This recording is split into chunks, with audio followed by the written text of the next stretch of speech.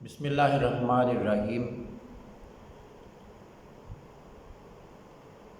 مالک یوم الدین، اس پر ہم نے پچھلی ویڈیو کے اندر اس آیت کریمہ پر بات کی تھی۔ مالک کا مطلب ہے ہر چیز کا اختیار رکھنے والا، اتھارٹی رکھنے والا۔ تو اللہ پاک نے اپنی صفت بیان کی کہ میں مالک ہوں۔ اس کا مطلب کیا ہے کہ اس دنیا کے اندر، اس کائنات کے اندر جو کچھ بھی ہے اس کا مالک کوئی اور نہیں ہے، صرف اللہ رب العزت ہے۔ اور دنیا والوں کے لیے، مسلمانوں کے لیے اور ماننے والوں کے لیے اور نمازیوں کے لیے یہ میسیج اور یہ پیغام ہے کہ کبھی بھی تم جو کچھ بھی تمہارے پاس ہے اس کو کبھی اپنا نہ سمجھنا، یہ تمہارا نہیں ہے، یہ اللہ رب العزت کا ہے۔ اب دیکھیں کتنی بڑی حقیقت ہے جو ہماری آنکھوں کے سامنے ہے، اور کتنا بڑا افسوس ہے کہ جس چیز کی پر یقین، ایمان اور اعتقاد مسلمانوں کی کتاب دے رہی ہے، اور ہر نماز کے اندر اس اعتقاد کو اور اس سوچ کو، اس آئیڈیالوجی کو، اس نظریے کو دہرایا جا رہا ہے، بار بار رپیٹ کیا جا رہا ہے، تاکہ یہ جو ماننے والے ہیں، اہل ایمان ہیں، ان کو اس حقیقت کا ہمیشہ ادراک رہے، اور وہ ہمیشہ اپنے ذہن میں، اپنے قلب میں، اپنے دماغ میں اس چیز کو سامنے اپنے رکھیں کہ کائنات کے اندر، دنیا کے اندر جو بھی مال و متاع ہے، کرسی ہے، اقتدار ہے، دنیا کا مال ہے، یہ سارا کچھ اولاد ہے، سارا کچھ بھی انسان کا اپنا نہیں ہے، یہ اس کے مالک کا ہے، اللہ وحدہ لا شریک کا ہے۔ اب بے شمار لوگ،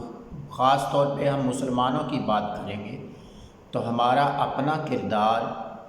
اگر ہم اس بات کو دیکھیں کہ ہمارا یقین اور اعتماد تو ہے کہ ہر چیز اللہ کی ملکیت ہے، اللہ ہر چیز کا مالک ہے، لیکن جب ہم پریکٹیکلی اور عملی طور پہ اپنے آپ کو دیکھتے ہیں تو ہر چیز کا مالک اور مختار خود بنے ہوئے ہیں، اور یہ سمجھتے ہیں کہ شاید ہم نے کبھی بھی اس دنیا سے جانا نہیں ہے۔ لوگ جا رہے ہیں جن کو ہم اپنے کندھوں پہ اٹھا کر قبرستان میں دفن کر رہے ہیں، مگر ہم نے کبھی نہیں جانا، ہم نے یہاں ہی رہنا ہے۔ اگر ہمارا اعتقاد اور ہمارا یقین کامل ہو جائے اور یہ بات پختہ ہمارے ذہنوں میں ہو جائے، اور یہ بات ہمارے عمل میں ڈل جائے کہ واقعتاً کچھ بھی ہمارا نہیں ہے، سب کچھ اللہ کا ہے، تو پھر کرسی پر بیٹھ کر اختیار حاصل کر کے ہم کبھی بھی اس کا ناجائز فائدہ نہ اٹھائیں، اور اس اقتدار کو، اس کرسی کو، اس اختیار کو مال و دولت دنیا بنانے کا ذریعہ نہ بنائیں، بلکہ اس کا جو رائٹ بنتا ہے، جو اس کا حق بنتا ہے، وہ حق اس کو دینے کے لیے کام کریں۔ اور اسی طرح جو کچھ زمین ہے، مال و دولت ہے، فیکٹری ہے، مل ہے، جو کچھ بھی دنیا میں ہے، اللہ رب العزت نے امانتاً ہمیں عطا فرمایا ہے کہ ہم دنیا میں اس کے مالک بنے بیٹھے۔ اس پر اگر یقین ہو جائے کہ ہم اس میں سے ساری چیزوں میں سے کسی بھی چیز کے مالک نہیں ہیں، مالک تو اصل میں اللہ ہے۔ کہنے کو ہم کہتے ہیں مگر اصلاً اور حقیقتاً ایسا نہیں ہے۔ ہمارا کردار اور ہمارا کریکٹر بالکل 180 درجے کے زاویے پر مختلف ہے۔ ہماری زبانوں پر کچھ اور ہے اور ہمارے کردار میں کچھ اور ہے۔ آپ دیکھیں کہ دنیا کے اندر بڑے بڑے جاگیردار، سرمایہ دار، وڈیرے، جن کو اپنی دولت کا پتہ بھی نہیں ہے کہ کتنی ہے، وہ نماز بھی پڑھتے ہیں، روزہ بھی رکھتے ہیں، عمرے بھی کرتے ہیں، حج بھی کرتے ہیں، سارا کچھ کرتے ہیں، مگر دوسروں کا ساتھ ساتھ دوسروں کا حق بھی کھاتے ہیں، دوسروں کے ساتھ جبر بھی کرتے ہیں، بدسلوکی بھی کرتے ہیں، دوسروں کے حق کو قبضہ کر لینا، ہضم کر لینا، اس کو مسئلہ بھی نہیں سمجھتے، یہ اپنا حق سمجھتے ہیں۔ تو یہ ہمارا دوگلا کریکٹر اور کردار ہے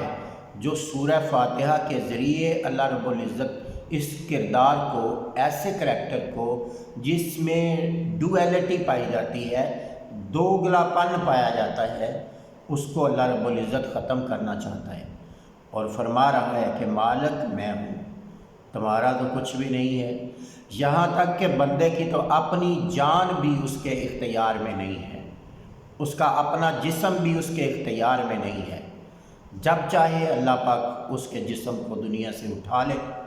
اس کی روح کو دنیا سے اٹھا لے، اس پر بھی کامل اختیار اصل میں اللہ رب العزت کا ہے۔ مالک یوم الدین وہ مالک ہے، ہر چیز کا مالک وہ ہے۔ تو اگر ہمیں یقین آ جائے، اب مجھے تو حیرانگی ہوتی ہے کہ یہ جو ہمارے ملک کے حکمران ہیں، ایم ایل ایز ہیں، ایم پی ایز ہیں، منسٹرز ہیں، بڑے بڑے جاگیردار ہیں، بڑے بڑے سرمایہ دار ہیں، بڑے بڑے مل اونرز ہیں، بڑے بڑے لینڈ لارڈز ہیں، یہ سارے کے سارے ایک طرف تو اللہ کو بھی مانتے ہیں اور دوسری طرف ہر وقت ان کو صرف ایک ہی کام ہے کہ دولت اکٹھی ہو جائے، پیسہ اکٹھا ہو جائے۔ پہلے ہی حد کوئی نہیں ہے ان کے مال و دولت کی، انگنت ہے، اتنا پیسہ اکٹھا کر لیا، اتنی مال و دولت اکٹھی کر لی کہ خود ان کو حساب بھی نہیں ہے، اور اس کے باوجود ان کا بھرتا ہی نہیں ہے۔ وہ ایک طرف اللہ کو مالک مانتے ہیں، اقرار کرتے ہیں، مگر ساتھ ہی ان کا کردار اور کریکٹر یہ ہے کہ ہر وقت اپنے اقتدار کی مضبوطی کے لیے، اپنی جاہ و منصب کے مضبوطی کے لیے، اپنی مال و دولت کو بڑھانے کے لیے اور اپنے آپ کو فرعون اور قارون کی طرح بنانے کے لیے ہر وقت لگے رہتے ہیں، کوئی پرواہ نہیں ہے۔ اللہ کی مخلوق بھوک سے مر جائے، انہیں کوئی پرواہ نہیں ہے۔ اللہ کی مخلوق ایک ایک پائی کو ترس رہی ہو، انہیں کوئی پرواہ نہیں ہے، اور وہ انہیں صرف اپنے اقتدار کی پڑی ہے، قوت کی پڑی ہے، طاقت کی پڑی ہے، اپنی آنے والی نسلوں کو اقتدار دینے کی پڑی ہے کہ آنے والی نسلیں کس طرح ان کی آنے والی نسلیں اقتدار میں اور طاقت میں رہ سکتی ہیں۔ تو اس کا مطلب یہ ہے کہ اصلاً صرف انہوں نے زبان سے مانا ہے، دل سے اس کا اقرار نہیں کیا، دل سے اس کو نہیں مانا ہے۔ تو جو بندہ دل سے مان لیتا ہے وہ داتا حجویری بن جاتا ہے، وہ خواجہ اجمیری بن جاتا ہے۔ وہ صحابہ کرام کی زندگیاں پڑھ کے دیکھیں، اہل بیت اطہار کو دیکھیں، انہوں نے کبھی ان ساری چیزوں کی طرف نظر اٹھا کے بھی نہیں دیکھا، ان کو صرف ایک ہی فکر رہتی تھی کہ کسی طرح ہمارا مولا جو اصل مالک ہے ہر چیز کا، وہ ہم سے راضی ہو جائے اور قیامت کے دن ہماری بخشش ہو جائے۔ اور دوسرا لفظ اس کے اندر مالک ہے، مالک اللہ ہے، کوئی دنیا میں کسی چیز کا مالک نہیں ہے، مالک اللہ رب العزت ہے۔ اگر ہمارا اعتقاد اس چیز پر مضبوط ہو جائے اور دنیا کے ہر مسلمان اپنا عقیدہ اور اپنا نظریہ اور اپنی سوچ اس بات پر صحیح کر لے، درست کر لے اور پریکٹیکلی عملاً بھی اسی طرح اپنے کردار کو، سیرت اور کردار کو ڈال لے کہ مالک اللہ ہے، میرا یہاں کچھ نہیں ہے، میرا کام تو صرف محنت کرنا ہے، اور جو کچھ اللہ نے مجھے دیا ہے یہ امانتاً مجھے اللہ پاک نے عطا کیا ہے، اور امانت کے اندر میں خیانت کا حق مجھے اللہ نے نہیں دیا، میں اللہ کی امانت کے اندر خیانت نہیں کر سکتا۔ اگر یہ نظریہ، یہ سوچ بن جائے تو پاک دنیا کے اندر سے بے شمار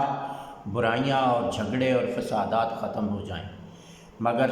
سورہ فاتحہ کے اندر مالک یوم الدین، مالک یوم الدین ہم ہر روز پڑھتے ہیں، مگر ہمارا کردار مالک یوم الدین کے طرز پہ بدل نہیں رہا۔ تو ضرورت اس بات کی ہے کہ ہم اپنے کریکٹر کو، اپنے کردار کو، اپنے نظریات کو، اپنے اعتقادات کو، اپنے یقین کو کامل کریں اور تبدیل کریں، کردار کو تبدیل کریں۔ اور حساب کا مالک ہے، قیامت کے دن حساب ہونا ہے۔ اس بات یہ بھی ہم سورہ فاتحہ کے اندر پڑھتے ہیں کہ یہاں اس دنیا میں ہمیشہ ہم نے نہیں رہنا، موت آنی ہے۔ اپنے سامنے دیکھتے، آنکھوں سے دیکھتے، ہر وقت موت کا سن رہے ہیں، آج فلاں چلا گیا، فلاں چلا گیا، فلاں کا جنازہ، فلاں کا کل خانی کا ختم، فلاں، یعنی ہر روز اپنے کانوں سے سن رہے ہیں، آنکھوں سے دیکھ رہے ہیں اور فیل کر رہے ہیں کہ لوگ دنیا سے آہستہ آہستہ ہر کوئی اپنی باری پر جا رہا ہے۔ مگر اس کے باوجود اور یہ بھی پتہ ہے کہ جس نے جانا ہے وہ قیامت کے دن اس نے اللہ کے حضور حاضر ہونا ہے اور حساب و کتاب دینا ہے اس دنیا میں جو کچھ کر کے گیا اس کا، اور حساب و کتاب کا مالک اللہ ہے، مالک اللہ ہے۔ تو حساب و کتاب کا یقین اور ایمان جس کو ہوگا وہ تو ہر قدم بڑا پھونک پھونک کر رکھے گا، وہ کبھی سوچے گا بھی نہیں کہ میں نے اپنے مال کو بڑھانا ہے۔ اس کو تو یہ فکر رہے گی کہ جو ہے اس کا بھی میں نے حساب دینا ہے، جو اللہ نے دیا ہے اس کا حساب دینا ہے۔ تو اس لیے وہ کبھی بھی ناجائز نہیں کرے گا، کبھی حرام کی کمائی نہیں کمائے گا، کبھی ناجائز ذرائع استعمال نہیں کرے گا، بلکہ وہ تو اسٹریٹ وے اپنی زندگی کا ہر کام کرتے ہوئے اللہ رب العزت کو راضی رکھنے کے فکر میں ہوگا کہ میرا مولا، میرا مالک مجھ سے راضی رہے۔ اگر ایسا نہیں ہو رہا تو ہماری نمازیں ہمارے کردار کو بدل نہیں رہی۔ اگر ایسا نہیں ہو رہا تو بار بار سورہ فاتحہ کی تلاوت ہمارے کسی کام نہیں آ رہی۔ اگر ایسا نہیں ہو رہا تو ہم اسلام کے اوپر پیروکار بند نہیں ہیں، بلکہ ہم کسی اور فلسفے کے اور نظریے کے اور آئیڈیالوجی پر کام کر رہے ہیں، اپنی زندگی گزار رہے ہیں۔ تو ہمیں جہاں ہم نماز پڑھتے ہیں تو وہاں ہمیں ٹھہر کر، رک کر سوچنا ہے کہ نماز ہمیں میسج کیا دے رہی، نماز ہمیں پیغام کیا دے رہی۔ اگر ہم اس پیغام کو سمجھیں اور اس پیغام کو اور اس میسج کو اپنی زندگی کے اندر لائیں اور اپنے سیرت اور کردار کو ایسا بنا لیں تو یقین کر کے جانیں کہ اللہ رب العزت کے فرشتے ہماری راہوں میں کھڑے ہوں گے اور ہم صحیح مسلمان ہوں گے، اور یہ جو معاشرہ ہے ہمارا معاشرہ، یہ دوزخ نظر نہیں آئے گا، یہ جنت نظر آئے گا، کیونکہ مالک اس کو مان لیا تو میرا کیا ہے؟ پھر مجھے جتنی ضرورت ہے اس مالک کی چیز، دی ہوئی چیز استعمال کروں گا اور باقی اس کی مخلوق کو دوں گا۔ اور قیامت کے دن حساب کتاب بھی دینا ہے تو پھر بڑا غور کے ساتھ، بڑے توجہ کے ساتھ میں استعمال کروں گا اس کی دی ہوئی چیز کو، جہاں ضرورت ہے وہاں استعمال کروں گا، فضول خرچی نہیں کروں گا، رائے گاہ ضائع نہیں کروں گا اللہ کی نعمتوں کو، بلکہ اللہ کی نعمتوں کو اس کے حکم کے مطابق استعمال کروں گا، اور جو میری ضرورت ہے وہ پوری کرنے کے بعد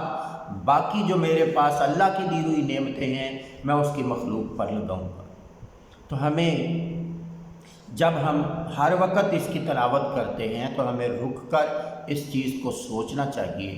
اور اپنے سیرت اور کردار میں تبدیلی اور انقلاب لانا چاہیے۔ اگر ہر فرد ہے مقدر، ملک و قوم کے مقدر کا ستارہ، تو علامہ صاحب کہتے ہیں نا کہ ہر فرد ہے ملت کے مقدر کا ستارہ۔ ہر فرد ذمہ دار ہے کہ وہ ملت کے مقدر کو سنوارے، اور اگر ہم میں سے ہر کوئی صرف اپنے کردار کو سنوار لے تو پوری ملت کا مقدر سنور سکتا ہے۔ اللہ رب العزت ہمیں تو سمجھ بوجھ عطا فرمائے اور ہمارے سیرت و کردار کو سورہ فاتحہ کی روشنی میں درست فرما دے اور ہمیں ہدایت عطا فرما دے، دنیا کی لالچ اور طمع اور مال و متاع کی لالچ اور طمع جس نے ہمیں تباہ و برباد کر رکھا ہے، اس سے ہماری جان چھڑا دے اور ہمیں دنیا سے چلے جانے کا فکر ہمارے قلب و روح کے اندر ڈال دے، ذہن کے اندر ڈال دے، تو انشاءاللہ پھر معاشرے کے اندر وہ تبدیلی نظر آئے گی جو ایک مسلمان معاشرے کے اندر ہونی چاہیے۔ السلام علیکم ورحمۃ اللہ وبرکاتہ۔